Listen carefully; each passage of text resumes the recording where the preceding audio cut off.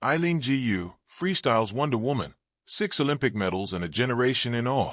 Before becoming the most decorated freeskier in Olympic history and earning more than €23 million per season, Eileen Gu was already a global figure. Born in San Francisco in 2003 to a Chinese mother and American father, she grew up athletically and culturally between two worlds. In 2019, she made a decision that transcended the competitive arena. She announced that she would compete under the Chinese flag. It was not simply a change of federation. It was a gesture laden with symbolism, identity, and geopolitical significance. Against a backdrop of growing tension between the United States and China, her selection sparked immediate debate. Some sectors in the United States interpreted it as a renunciation. Millions of fans in China saw it as the birth of a new national icon. The ambiguity surrounding her nationality fueled the controversy, but it also cemented a contemporary narrative, that of an athlete who embodies a globalized, hybrid and strategic generation, capable of navigating cultures, markets, and expectations without losing her competitive focus. Gu herself has defined her identity as that of a third culture kid, a concept coined in sociological studies to describe those who grow up between two or more cultures and develop a hybrid identity, not completely anchored in either of them. This is not a minor distinction. In addition to her legacy on the snow, Eileen Gu is also one of the most sought-after figures outside of the sporting arena. Represented by IMG models, her image endorses brands as diverse as Enter Sports, Red Bull, Louis Vuitton, Tiffany & Company, Victoria's Secret and TCL Electronics, among others. Her ability to transition from the halfpipe to luxury fashion campaigns underscores her role as a global icon of contemporary sport.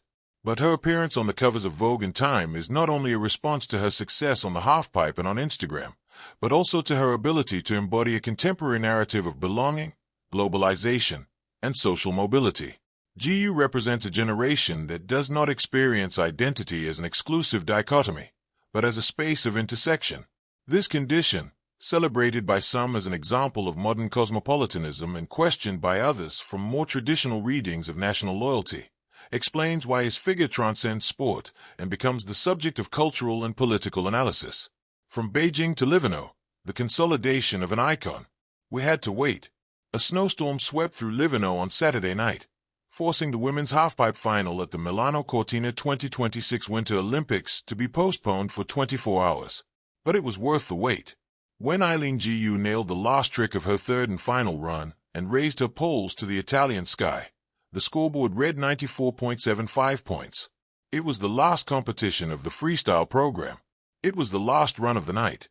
And it was also the 6th Olympic medal for a skier who is just 22 years old and has already made history as the most decorated freeskier of all time. The crowd at Livigno Snow Park, basking in bright sunshine that contrasted sharply with the previous day's storm, oscillated between incredulous silence and unbridled euphoria. Because what they had just witnessed was not just a victory. It was the confirmation of an era. Gu had already experienced moments like this. In Beijing 2022, she was crowned Olympic champion and became one of the global faces of winter sports. At these same games in Milan Cortina, Gu had already won 2 silver medals, in big air and slopestyle. She reached the halfpipe final as the defending champion, as the sentimental favorite for many, but paradoxically as a vulnerable contender after a bumpy qualifying round. In the qualifying round, under the spotlights in Livigno, the reigning Olympic champion fell on her second trick of the Feist run. It wasn't the first time this had happened to her at these games. She had also fallen in the big air and slopestyle qualifiers. It can happen when you take maximum risks. With only 2 attempts available to reach the final, she threw herself into it again without hesitation. On her second run, she scored a solid 86.50, which earned her 5th place and the last guaranteed ticket to the final. It wasn't brilliant. It was enough. And that was enough. What the numbers didn't show at the time was that she had qualified 5th in an event she would go on to win by almost 2 points. That's what sets her career apart. The gap between Eileen Gu in qualifying and Eileen Gu when the lights are brightest and the pressure is most intense. A final under the sun, and under pressure. The final began with someone else taking center stage. Zoe Atke, a British-born American and reigning world champion, marked her territory from the very first run. Gu, on the other hand, stumbled again. She lost her balance on her first trick and aborted the run. Once again, it was the same pattern.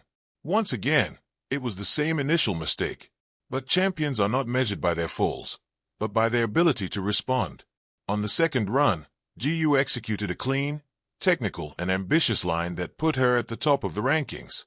And on the third run, when everything was at stake, she showed her true colors: height, control, amplitude, and an execution that bordered on perfection. Behind them, China's Li Fanghui scored 93.00, while Zoe Atke rounded off the podium with 92.50. Just 2.25 points separated gold from bronze. On another night, at another Olympic Games, that score would have been enough to win. But not when someone who seems to save the best for last is competing. 6 medals and an unparalleled profile. Eileen Gu's record at 2 Olympic Games is difficult to quantify. 2 gold medals and 1 silver in Beijing 2022. 2 silver medals and 1 gold in Milano Cortina 2026.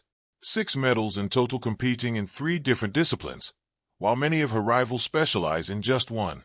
But competing in 3 disciplines is not just a physical or technical matter. It also involves navigating organizational decisions that do not always favor versatility. At these games, GU made public her frustration when the FIS scheduled the Big Air final to overlap completely with a halfpipe training day. That meant losing a full day of preparation in a discipline that requires specific adaptation to the pipe. GU requested alternatives, from sharing a session with snowboarders to having an additional hour of training, without success. No other female halfpipe athlete was competing in multiple events. Her message was clear. This attitude is not an isolated gesture. It is part of a personality that understands high performance as more than just technical execution. He is 22 years old. He studies quantum physics at Stanford. He models for major international brands. He unabashedly takes advantage of every second in front of the cameras to showcase his sponsors. He causes a sensation on social media. He manages a global image that transcends sport. His greatness lies not only in the technical difficulty of his tricks, nor in the height he reaches on the pipe, nor in his competitive consistency. It lies in his ability to transform adversity into an epic narrative and to turn his personal image into a. On winter mornings when the sky is the color of steel and the mountains hold their breath, there is a particular kind of silence before a skier drops in. It is not empty. It hums. It gathers every heartbeat from the crowd, every exhale of cold air, every memory of scraped knees and early alarms. Then she pushes forward. Gravity becomes a partner. The slope becomes a stage. And in that suspended moment, between takeoff and landing, time seems to widen just enough for wonder to slip in. Eileen Gu does not simply ski. She bends the air to her will. To call her a champion feels insufficient. To call her a prodigy is accurate but incomplete. What she represents, 6 Olympic medals shimmering against snow and sky, is not just athletic dominance. It is possibility made visible. She arrived at the Games not as a quiet contender but as a force. Freestyle skiing, with its aerial ballets and fearless geometry, demands a peculiar blend of precision and audacity. It asks athletes to calculate rotations while hurtling through space, to trust muscle memory while flirting with risk. It is a sport that rewards courage but punishes hesitation. And she had no hesitation. Each run felt like a declaration. Not reckless, not desperate, assured.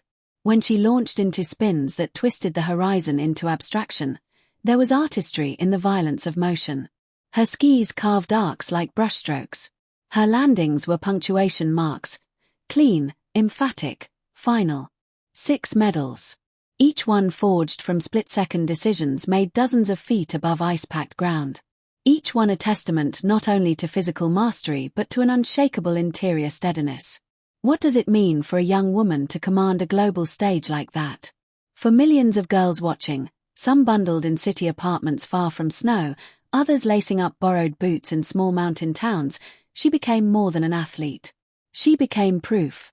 Proof that excellence does not require shrinking yourself. Proof that brilliance and joy can coexist. Proof that identity can be expansive rather than limiting. Freestyle skiing has always flirted with rebellion. It grew from athletes who wanted more than straight lines down mountains. They wanted flair. They wanted flight. They wanted to spin the rules into something new. In many ways, her career echoes that origin story. She does not fit neatly into one narrative. She moves between cultures, disciplines, and expectations with the same fluidity she brings to the halfpipe. There is something cinematic about her Olympic runs. The camera tracks her ascent, the crowd blurs into color, and for a moment she seems to detach from the earth entirely. Suspended mid-air, she rotates with mechanical precision and dancerly grace. Knees tucked, core tight, eyes spotting the landing before the rest of us have processed the takeoff. And then, contact.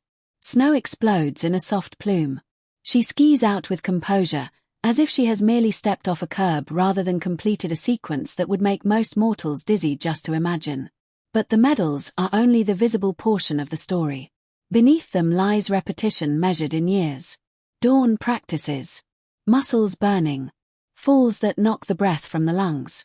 The kind of fatigue that seeps into bone. Greatness is often romanticized, but it is built in obscurity, on training runs no one broadcasts. For her generation, raised in a world of constant digital performance, she embodies a paradox. Relentless ambition paired with visible authenticity. She laughs easily. She speaks thoughtfully. She appears at once superhuman and startlingly relatable. In interviews, she is articulate and deliberate, unafraid to claim her own narrative. That matters. For decades, female athletes were often framed through narrow lenses, appearance over ability, personality over performance. Yet here stands a freestyle skier whose rotations command as much attention as her resume. She does not dilute her intensity to seem agreeable. She does not apologize for winning. 6 Olympic medals do not simply decorate a shelf, they alter the landscape. Young athletes recalibrate their dreams when someone resets the standard. What once seemed improbable becomes a target. In ski parks across continents, girls now approach rails and jumps with a slightly different posture. Shoulders back. Chin lifted. Because they have seen someone who looks like them dominate in a sport that once felt inaccessible. Representation is not abstract. It is kinetic. It is the 9-year-old who insists on trying the bigger jump. It is the teenager who studies trick breakdowns late into the night. It is the parent who watches and realizes their daughter's ambition does not need to be softened. Her impact stretches beyond podiums. She stands at a crossroads of global identity in a century defined by movement and migration. To belong to more than one culture is sometimes framed as complication. She reframes it as strength. She speaks to audiences across languages and borders, embodying a generation that refuses to be confined by singular definitions. In this way, her 6 medals carry symbolic weight. They glint not only with athletic achievement but with cultural dialogue. She reminds us that excellence does not have a passport. That talent is borderless. That pride can hold more than one story at once. Freestyle skiing itself is a conversation with risk. Every trick contains the possibility of failure. Every launch invites gravity to intervene. To win repeatedly in such an arena requires a relationship with fear that is neither denial nor surrender. It is negotiation. Watching her compete, you sense that fear exists, but it does not lead.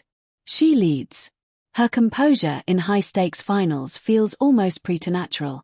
While competitors pace and coaches murmur strategy, she often appears centered, even serene. This serenity is not softness. It is steel wrapped in calm. Perhaps that is why the phrase Wonder Woman seems to hover around her narrative. Not because she is invincible, she is not, but because she redefines what power looks like. Strength, in her case, includes intellect, humor, and self-possession. It includes the audacity to attempt what others hesitate to imagine. The Olympic stage amplifies everything. Triumph echoes louder. Mistakes sting sharper. Under that magnification, she thrived. Each medal ceremony became a tableau of youth and possibility. Flags rising. Anthems swelling. Cameras flashing. And at the center, a young woman who carried herself with a composure that belied her age. But what resonates most deeply is not the medal itself. It is the image of her in motion, hair trailing behind her helmet, skis slicing the sky, the world reduced to angle and velocity. In those seconds, she is not thinking about legacy or inspiration. She is simply executing. And yet, legacy forms anyway. There will be other champions. Records will be broken. Scores will inch higher. That is the nature of sport. But generational impact is rarer.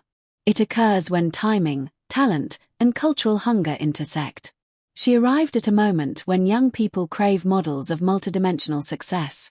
When girls are told they can do anything, but still search for living proof. When the boundaries between athlete, scholar, and global citizen are dissolving.